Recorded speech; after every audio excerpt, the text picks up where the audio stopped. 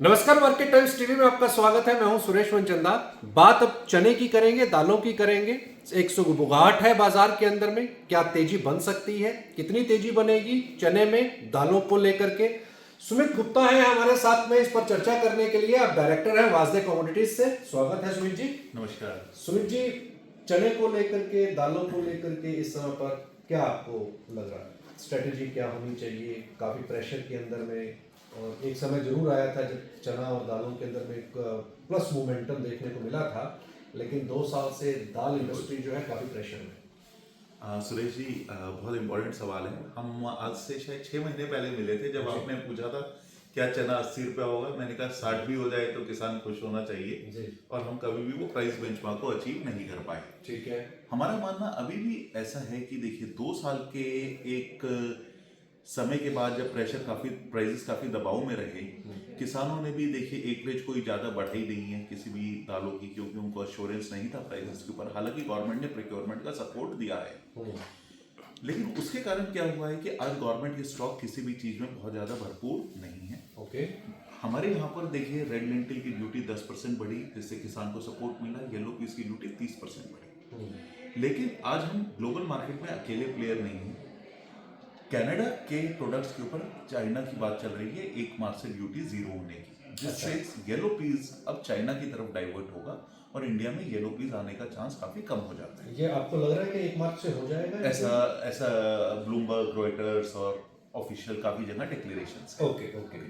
अगर ऐसा होता है उस केस में येलो पीस का डाइवर्जन चाइना की तरफ अधिक होगा, इंडिया की तरफ कम होगा। आज किसान को कनाडा में डिसीजन लेता है कि मैं येलो पीस लगाऊं या व्हीट लगाऊं अप्रैल में, और जिस हिसाब से उसका प्राइस रियलाइजेशन रहा वो येलो पीस की तरफ नहीं जाने वाला है। तो येलो पीस की एकरेजेस नेक्स्ट ईयर में कम होंगे। मैं ये सब क्यों बोल रहा हूँ, क्योंकि अगर आज हम 320 330 येलो पीस का भाव लें तो वो मोटा मोटा 43-44 रुपया डिलीवर्ड कांडला पड़ता है। ठीक है। उसके सामने चना का भाव केवल 54, 54.5, 55 रुपया है।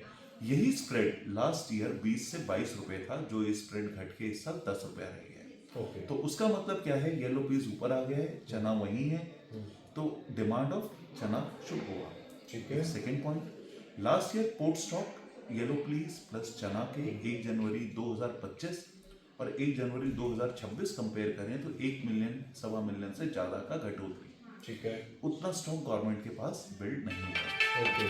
दैट मीन्स ओवरऑल हमारे यहाँ पर शॉर्टेज कहना गलत होगा, ओवरऑल सप्लाई ऑफ पल्सेस घटी है एक नॉर्मल सिचुएशन से। ठीक है। किसान ने ज्यादा माल लगाया नहीं है। अब पूरी गणित शिफ्ट हो जाती है अगले साल के मानसून। ओके।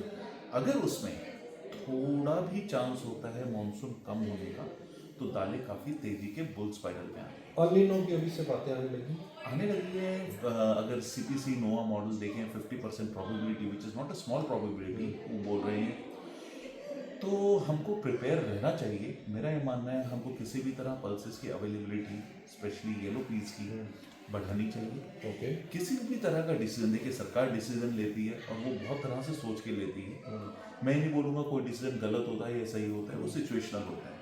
गवर्नमेंट को मेरे हिसाब से किसी भी पल्स पे ड्यूटी बढ़ाने का अभी नहीं सोचना चाहिए। ओके। और ओवरऑल एक स्टेबल एनवायरनमेंट जो सरकार ने, कंज्यूमर अफेयर मिनिस्ट्री ने हमें लास्ट 2 साल से 3 साल से दिया है, उसको चलते रहना देना चाहिए। ओके।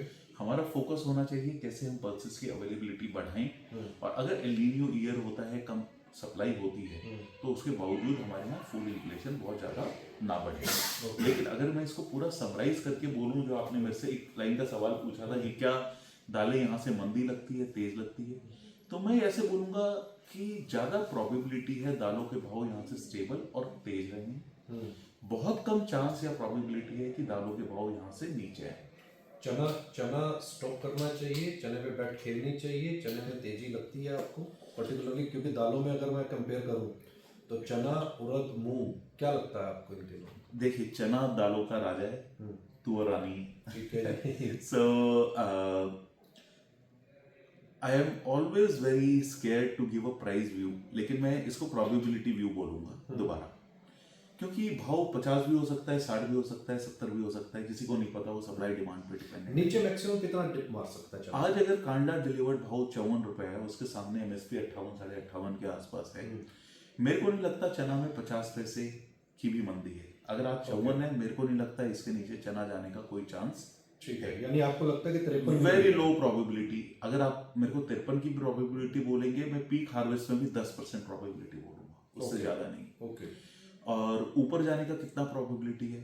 10% नीचे जाने का है, 20 से 25% स्टेबल रहने का है, बाकी आगे एसएनडी डिपेंड करती है। लेकिन 50 से 60% चांस है कि यहाँ से बाजार चने के ऊपर जा सकता है, अपवर्ड ट्रेंड की तरफ जा सकते हैं। और ऊपर में देखें तो ऊपर में आपको क्या लेवल्स दिखाई देते हैं? अगर एक वैसी हाइपोथेटिकल एक फिगर लेनी हो तो क्या आपको लगता है 6000, 6200, 6500? देखिए, इसको हम अगर टाइम फ्रेम में डिपेंड करें, but again I am not a price user, मैं केवल फिर भी एक बार टाइम फ्रेम में इसको अगर डिवाइड करके देखता हूँ। एक टाइम फ्रेम है जैन मार्च जो भी चल रहा है, दूसरा टाइम फ्रेम है अप्रैल मई जून, ओके, हमारे मॉनसून से पहले। ठीक है, तीसरा टाइम फ्रेम है जून जुलाई अगस्त सितंबर, हमारे मॉनसून के साथ। ठीक है, और लास्ट टाइम फ्रेम है अक्टूबर नवंबर दिसंबर, इन सब का समेशन। ठीक है। सो जैन से मार्च में मेरे को मार्केट कंसोलिडेट होते हुए stable with a slight upward bias लगता है, बहुत ज्यादा तेजी, बहुत ज्यादा मंदी नहीं लगती। ठीक है। अप्रैल मई जून जैसे ही मॉनसून की क्लैरिटी आने लगेगी, अगर थोड़ा सा भी स्लाइट डेविएशन है तो इन प्राइसेस में 10 से 15% की उछाल कभी भी आ सकती है। ओके।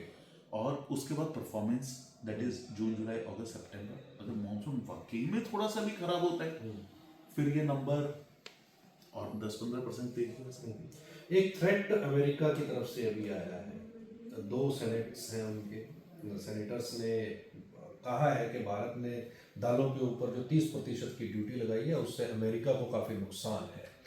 तो जब ट्रेड डील होगी और हो रही है, उस बातचीत के अंदर में इस इशू को भी साथ में रखा जाए। अगर ये ट्रेड डील के अंदर में ये भी इशू आता है तो क्या आपको लगता है कि जो हम अपवर्ड ट्रेंड देख रहे हैं वो रिवर्स गियर में भी आ सकता है? नहीं सर, इंडिया हार्डली यूएसए से कुछ इंपोर्ट करता है। ये हाथी के दांत खाने के अलग दिखाने के अलग वाली बात है। ठीक है। These are minor issues. US में ओनली पार्ट ऑफ डकोटास में दालें होती हैं, which is on Canadian border. And second most importantly, अगर आप ट्रेड डील, क्योंकि एक बहुत वाइडर सब्जेक्ट है, एग्रीकल्चर इंडिया की तरफ से टॉपिक है जो हम अपने फार्म सेक्टर को प्रोटेक्ट करना हमारे लिए आवश्यक है। मेरे हिसाब से उसके ऊपर इंडियन गवर्नमेंट कोई भी नेगोशिएशन नहीं करेगी और नहीं करनी चाहिए। पर दालें अब एक ऐसा सब्जेक्ट है, मेरा ये मानना है उसमें गवर्नमेंट ऑफ इंडिया के पास बहुत फ्लेक्सिबिलिटी है। वो ड्यूटी घटा भी सकते हैं, बढ़ा भी सकते हैं, किसान को लोकली सपोर्ट भी कर सकते हैं। तो आज ये सिचुएशन 2017-18 के मुकाबले बहुत बदल गई है, जब हमारा एकदम प्रोडक्शन इंक्रीज आया था और डिमांड उतनी नहीं थी। आज डिमांड इंक्रीज भी बहुत अच्छा है, सप्लाई उसको फॉलो करने की कोशिश कर रही है लेकिन लेस स्पीड से। तो ओवरऑल हमको हमेशा दालों में उस साल के लिए प्रिपेयर करना है जिस साल हमारी प्रोडक्शन हमारी डिमांड से कम रहने वाली है। हमको उस साल की चिंता नहीं करनी है जिस साल हमारी प्रोडक्शन हमारी सप्लाई से ज़्यादा है। वो साल हमारे लिए अच्छा है, हमको स्टॉक बिल्डअप करना चाहिए। आज इंडियन पल्सेस सेक्टर की सबसे बड़ी दिक्कत यह है कि हमारे पास बफर नहीं है। हम केवल गेहूं और चावल, still we are a grain based calorie driven economy. हम आज भी तेंदुलकर पॉवर्टी लाइन के एंगल से सोचते हैं। हम ये नहीं सोचते कि how nutrition is important, pulses का कितना इंपॉर्टेंस है हमारे देश को आगे ले जाने में, प्रोटीन्स का कितना इंपॉर्टेंस है। और किसी भी कंट्री का GDP is directly proportional, GDP growth is directly proportional to the protein consumption in that country. Okay. तो एक बहुत सिंपल आप नंबर पकड़िए कि अगर हमारा 6 से 8% इकोनॉमी का ग्रोथ होना है तो हमारा protein consumption in India, sum total of veg and animal protein is going to grow at 6 to 8%। Okay. हमारे यहाँ 77% पीपल नॉन वेजिटेरियन है, 23% लोग वेजिटेरियन है, लेकिन हमारा 77% ऑफ प्रोटीन प्लांट से आता है। That means we are heavy, even if people consume animal protein, but we are heavy consumer of plant protein. और जैसे जैसे ये इनकम बढ़ेगी, दो चीजें बढ़ने वाली है। एक, टोटल प्रोटीन बास्केट बढ़ने वाला है और total number of people who are consuming protein बढ़ने वाला है। तो उसके कारण हमारी डिमांड 6 से 8% बढ़नी है। और दालों के अंदर अगर आप 25-30 मिलियन टन पे 6 से 8% पकड़े, उसका 77% लें, तो मोटा मोटी हमारी डिमांड 1.6 to 2 मिलियन टन हर साल बढ़ने वाली है। क्या हमारे पास वो एडिशनल सप्लाई आ रही है? Answer is no. सो हमको ये कंसर्न बिल्कुल हटा देना चाहिए कि सप्लाई ज़्यादा है या प्राइस क्या है। हमको कंसर्न ये सोचना है कि प्राइस कितना जा सकता है। इंडिया में no trader should have any right, I mean should not think about trading pulses from the short side. जो 2 साल रहा वो हमको मौसम के हिसाब से वेरियस फैक्टर्स को देख के आगे वो करना चाहिए। लेकिन ओवरऑल किसान के लिए मैं ऐसे बोलूँगा, पल्सेस का प्राइस रियलाइजेशन अच्छा रहना चाहिए। किसान, गवर्नमेंट को अब टेक्नोलॉजी पे काम करके किसान को ऐसे सीड देने चाहिए जिससे उसकी ईल्ड बढ़ सके, ठीक है, जिससे हमारी ओवरऑल वेजिटेबल प्रोटीन सिक्योरिटी इस देश में सुनिश्चित की जा सके। ठीक है। एक लास्ट पार्ट बोलूंगा जो बहुत इंपॉर्टेंट है, इंडिया में दालें केवल रेन शेडो रीजन में उगती है and the areas where pulses is grown is directly proportional to the path of El Nino. तो जब भी इंडिया में खराब बारिश होती है तो उसका सबसे ज्यादा इम्पैक्ट 3 चीजों पे होता है। नंबर 1 तुअर दाल, नंबर 2 मक्का, number 3 largely is millets. Okay, तो अगर हम कभी भी प्राइस कोरिलेशन निकाले between El Nino and prices तो इन तीनों पे सबसे ज्यादा है। ठीक है। एंड इंसिडेंटली जब तुअर बोल रहा हूँ तो सब दालों को उसमें इंक्लूड कर लीजिए। हो गया, ठीक है। तुअर लीड करता है बट बाकी सब फॉलो करते हैं। तो उस फैक्टर से हमें चला जाए और हमारा 50% चांस ऑफ एल नीनो है तो आपको थोड़ा तो सेफ्टी की तरफ जाना पड़ेगा। अच्छा, मेरा लास्ट सवाल ये है, चना, तुअर, मूंग, उड़द, इनमें से कौन सी आपको कमोडिटी ऐसी लगती है कि इस पर आप आँख बंद करके बैठ कर सकते हैं? सर, इंडिया की सबसे बड़ी दिक्कत है कि लोग आंख बंद करके बैठ करते हैं। ठीक है? मेरा ये मानना है आप बैठ मत कीजिए, अपना एनालिसिस कीजिए, अपना सूझबूझ के साथ आंखें खोल के 4 बार रिस्क एनालाइज करके डिसीजन लीजिए। क्योंकि जब आप रिस्क एनालाइज करके डिसीजन लेंगे तो वो डिसीजन अच्छा होगा। And to answer your question, किसमें प्रोबेबिलिटी ज्यादा है नुकसान, जिसमें प्रोबेबिलिटी कम है नुकसान होने की, एंड हेंस किसमें प्रोबेबिलिटी ज्यादा है प्रॉफिट की। मैं से बोलूँगा अगर आप कंजर्वेटिव ट्रेडर हैं, बहुत कंजर्वेटिव ट्रेडर हैं, तो आपको चना देखना चाहिए फ्रॉम लॉन्ग साइड। आप कॉन्फिडेंट ट्रेडर हैं, आप अगर स्प्रेड्स करते हैं तो आपको मसूर देखना चाहिए क्योंकि आज एमएसपी के अगेंस्ट वो सबसे सस्ती है इंपोर्ट में। ठीक है। और आप अग्रेसिव ट्रेडर हैं, आपको 1 का 2 करना है तो आप तुअर। बहुत बहुत शुक्रिया सुमित जी, मार्केट टाइम्स के साथ Thank you very रहने much. के लिए। तो आपने सुना, सुमित जी काफ़ी ऑप्टिमिस्टिक हैं और काफ़ी पॉजिटिव हैं पल्सेस को लेकर के, और निश्चित तौर के ऊपर पे हो सकता है कि पल्सेस के अंदर में हम एक हाल फिलहाल के अंदर में एक रैली को आते हुए देखें।